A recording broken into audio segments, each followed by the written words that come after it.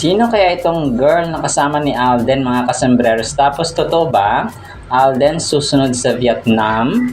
Yan at marami pang items sa vlog na ito. Unahin ko ito, sobrang kulit ito mga kasus. Na post ng admin kanina itong video clip ni na Ma'am Karen Davila at saka ni Alden yung mga kasembreros na kung saan ay gwapong-gwapo. Poging-pogi mga kasembreros si Ma'am Karen Davila kaya Alden. Sabi niya, grabe naman to, masyadong gwapo. Sabi niya ganun. Sabi niya, gwapo mo talaga. Sabi niya, totoo ba na parang you woke up like this? Sabi niya ganun. Sabi niya, masyado ka, sabi ni Ma'am Karen, mga kasembreros. Tapos sabi niya, sabi ni Ma'am Karen, really, pinanak ka ng ganito. Sabi niya, di talaga, cute ka na noon pa. Sabi niya ganun, sabi ni Alden. Syempre, no, dito sobrang humbled si Alden dito, mga kasembreros. So, yun, yung dimple niya pala dito ay namana niya, no, kay Nanay Rio, mga kasembreros, or kay Mama Rio. Sabi dito ay medyo hindi daw maganda, medyo hindi maganda yung mga mukha niya dati ni Alden daw, mga kasembreros, no, during his teenage life, which is parang hindi naman, no, kasi pogi naman talaga siya, mga kasembresa. Sabi naman Karen, kasi ang ganda ng dimple. Alam mo yung dito yung may emphasis talaga yung bawat sinasabi ni Mama Karen, mga kasembres. Of course, part ito ng yung 45-minute video or interview ni na Alden at saka ni Ma'am Karen Davila, mga kasembreros. Pero parang na-recall lang ng isang admin kanina na pinapakalma, no, si Ma'am Karen Davila. pinapakalma si Ma'am Karen Davila kasi sobrang poging-pogi siya o gwapong-gwapo kaya Alden, mga kasembreros, which is definitely true, no, lalo na kapag nakasama mo pa siya o nakatabi ay talagang may in love ka sa amoy niya, mga kasembreros, kasi sobrang bango daw nito, no. Sobrang bango ni Phenomenal Box Office Cinema King. Kung paamuyan ng baby, no, parang ganoon siya, mga amoy baby powder. Mga kasembreros, yun yung sinasabi ng mga taong nakakatabi ni Alden, mga kasembreros. Tapos yun, next naman ito na dinrap na teaser, mga kasembreros, episode 17 teaser ng Love Siargao, mga kasembreros. Parang nagkaroon sila ng planting ceremony ng mangrove reserve, mga kasembreros. So sabi ni Alden dito ay sabi ni Alden kay Kara, sabi niya, parang ikaw dapat una magtanim because this project wouldn't be possible without you. Tapos sabi ng isa, si Egay na lang, sabi ni Egay nung bata. Sabi, bakit po ako? Sabi ni Kara, kasi yung ginagawa natin para sa inyo to, para sa mga bata dito sa Siargao. Sabi dito, no. So nag-tree planting or mangrove planting pala sila dito, no, mga kasembreros. Tapos yung pinaka last part dito, parang ginawang private property, mga kasembreros, yung isa sa mga area doon sa Siargao, mga kasembreros, na beach na parang ginawang private property for of course, no, profit lang ng isang tao or ng private individual, mga kasembreros. So yan, parang meron silang dito discussion. So ito yung parang pumunta sila yata kay Mayor, no, mga kasembreros. Tapos kakausapin yata nila si Mayor dun sa local residents, no, ng Siargao, mga kasembreros. So which is parang siya, no, may meaning ito, mga kasembreros, talaga na dito na mensahe sa atin, lalo na yun talagang yung mga beaches, yung mga tourist destination sa ating bansa. May kwento ko lang yung yung nanay ko at saka yung may mga times na parang yung parang punta sila sa isang paliguan. Madumi, no, mga kasembreros, yung so hindi naligo yung nanay ko doon sa beach or sa dagat na yun, mga kasembreros. So napabayaan yata ng mga local government unit officials doon. So pero po na dapat ay wag po nating pabayaan. Tapos si Alden pala na feature dito ni Doc Jo, no, mga kasembreros. So, isang dentist ito from HDA Clinic Lab, mga kasembreros. So, Dentist Reacts sa Celebrity Smiles Edition. So, parang nag-interview sila ng mga tao na kung saan ay kung sino mga celebrity na may veneers, mga kasembreros, may pinaka-attractive na mga smile or ngiti, mga kasembreros as a dentist. So, number one niya dito or parang na-mention na una si Ralph De Leon, no, mga kasembreros. Tapos nasama rin niya si Kyle Echari, mga kasembreros. Tapos si Vince Maristella, no, isa rin sa mga mention niya dito, mga kasembreros. Tapos si David Licauco, no, na-mention din niya. Tapos si Alden Richards na yung pinakahuli, the last but not least, mga kasembreros. So, very polished smile that is bright, proportional, and very approachable, mga kasembreros. So, yun, talagang parang dito, akala ko sa special and clear braces ito ng mga kasembreros. Pero, yun po, no, talagang nakakatuwa lang. Tapos, yung naman, yung Someday, dinrap ito ng admins, no, yung gumawa ng kanta or parang tula, no, si Jordan, mga kasembreros. Pero parang yung meaning at yung words na ginagamit niya dito ay parang pang-jowa na, mga kasembreros. So, sabi dito sa isa, dito ka lang sa aking tabi manatili. Tapos may video ito, no, pero baka maka-copyright tayo kung kaya dalawang pictures na yung ating may pa-post, no. So, binabasa ito ni Billy, tapos si Jordan naman parang pilit na kinukuha, no? Kasi parang nahalata ni Billy na dito na pang-jowa yung kanyang ginawang tula, no? Parang hindi siya tula, parang lyric ng kanta, mga kasembreros. So, pinost ito ni Nomni Nene, no? Tapos, the better question would be, ilang friendship song na ba ang naisulat ni Jordan para kay Billy? So, pero parang hindi lang siya friendship, parang na siyang jowa talaga. Parang na-fall in love na si Jordan kay Billy, mga kasembreros. Tapos, ito na-recall ito ni Someday MB Vlog, no? Talagang bagay sila, meron din silang chemistry, sana meron silang bagong movie. Ngayon, talagang ako rin at tayong lahat ay nag-aabang na sana may bagong movie ang Kath. So, isang picture ito ni na Kath and Alden sa Canada, mga kasembreros, no, habang si Alden nakatayo, si Kath naman ay nakaupo, no, nakatingin sa kanya, mga kasembreros. So, yun, chemistry talaga ang dalang ito, no, definitely. Walang duda doon, mga kasembreros. So, ang iniisip na lang talaga natin at inaasahan dito ay magkakaroon sila ng bagong project, mga kasembreros. Tapos, 5 hours ago, pinost si Catherine dito ni Guardian or Jen, 40 reactions, mga kasembreros, no? Parang part ito ng bench ni Kath, no? Naka-white siya dito at nakatingin sa camera, mga kasembreros. Nakaputi si Kath dito, no? So, parang nakat lang siya ng konti, mga kasembreros, yung tawag dito, yung picture, no? Pero ito po siya, no? Ito yung time na nasa bench siya, mga kasembreros. Tapos, yun, major item tayo. Sino kaya itong kasama ni Alden, no? Super bagay, my ship. So, one day ago, pinost ito sa TikTok account. Inisip ko si Thea Ashley ba ito, mga kasembreros? Parang bago yung mukha kasi Thea Ashley.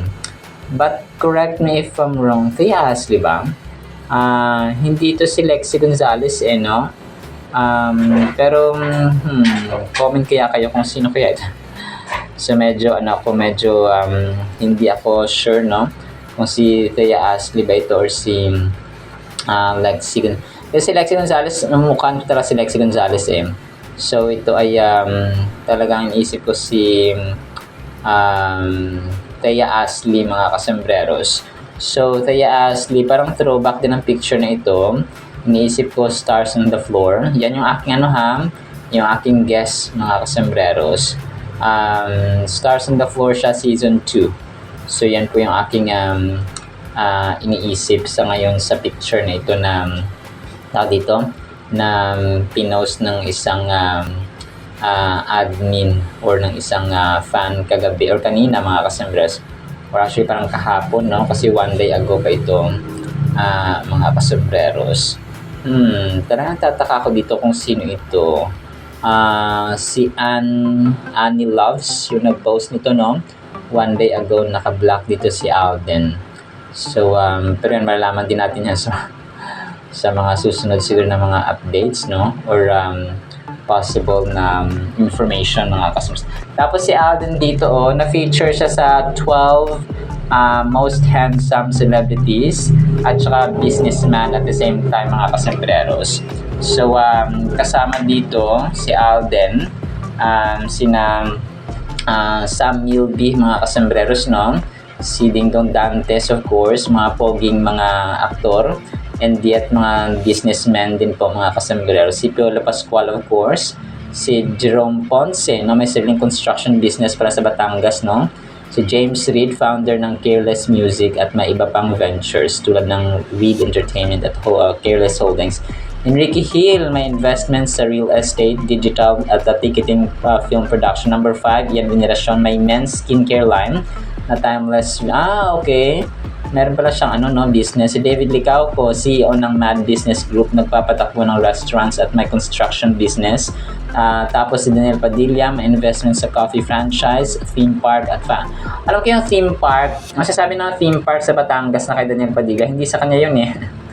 So parang dinisclaim yun ng mismo may-ari ng theme park doon sa Batangas na sasabi nila. Dito parang yung sure lang dito na investment niya ay McDo no? McDo or Jollibee siya sa Tacloban, parang something like that. Kasi waray ang mama nito no? So tapos si Gerald Anderson naman ay may negosyo sa hospitality, fitness, sports at film production, kabilang ang beach resort. Tapos number 1 naman si Paolo Avellino, no, mga kasembreros. Meron siyang co-founder ng PlaySpace sa Lupon W. So pero sa akin hindi na ako, syempre hindi ako magbubuhat ng sinimbang ko. Sa totoo lang tayo, si Alden syempre ang number 1 dapat dito, mga kasembreros. So si Alden, alam natin ng CEO ng Myriad Corporations, isang multimedia production company na live events sa co-production at esports. So nalagay lang kasi dito Myriad, no, mga kasembreros. Parang random pala, hindi niya sama dito yung dalawang McDo, no? Meron pa siyang Stardust, meron pang Conchas. Alam ko yung Conchas parang owned or run by Riza or their entire family. Pero syempre, ang main founder nun ay si Alden, mga kasembreros. Meron pa siyang Scholarship Foundation, iba naman yun, hindi naman yung business, mga kasembreros, of course. Pero yun, no? Sa dalawang McDo pa lang ni Alden, sa Conchas, tapos meron pa pala siyang Hungry Pita, di ba?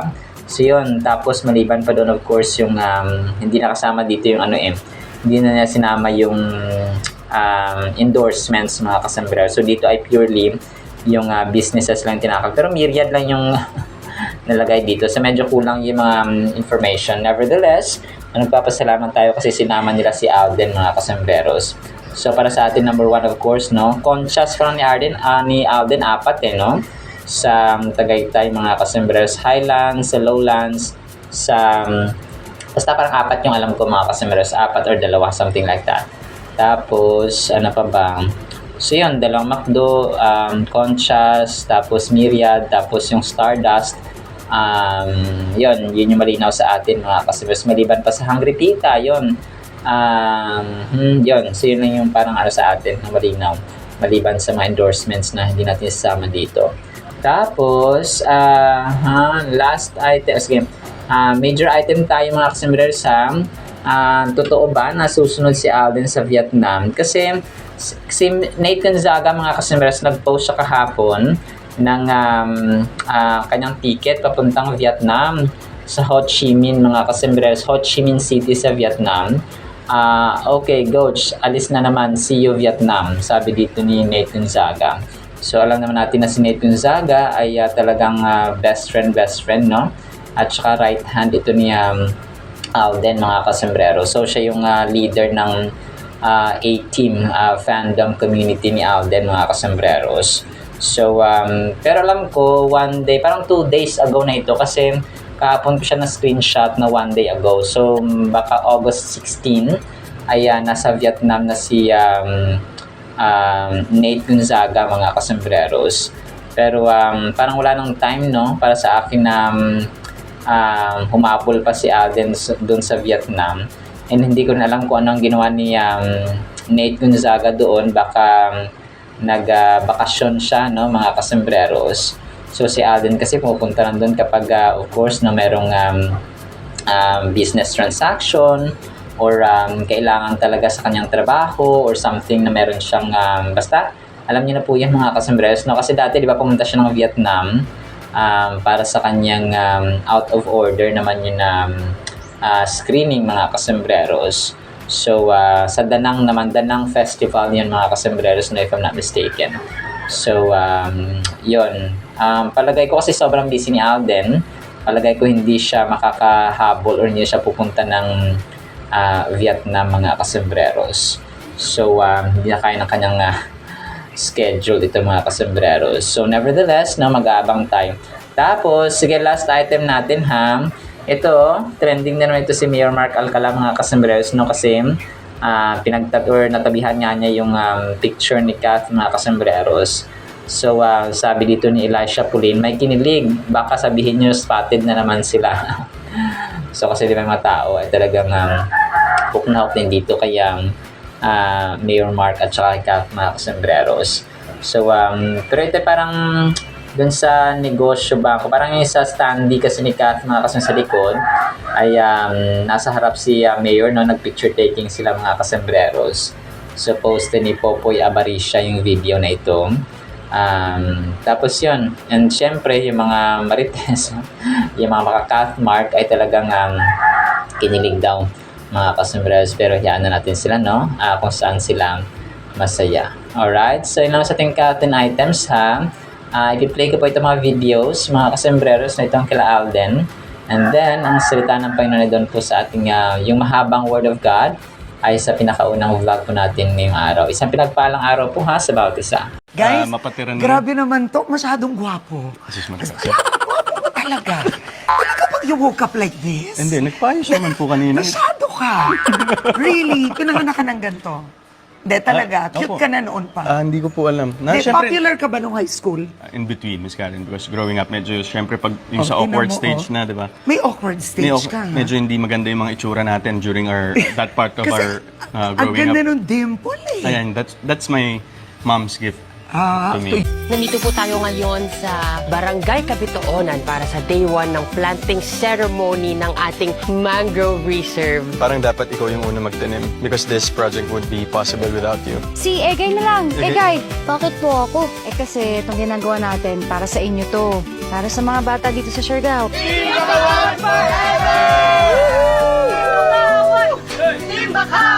Sino may gawa nito? It's really disturbing how these people see paradise and only think of profit. I'm sorry, I don't mean to offend you. Hindi ko din naman generalize, pero siguro naman Sandali, merong sandali. mga... Kawa, pasensya na ha. Hindi na kayo mahaharap ni Mayor. Pero bukas balik kayo. Kara, tignan mo to.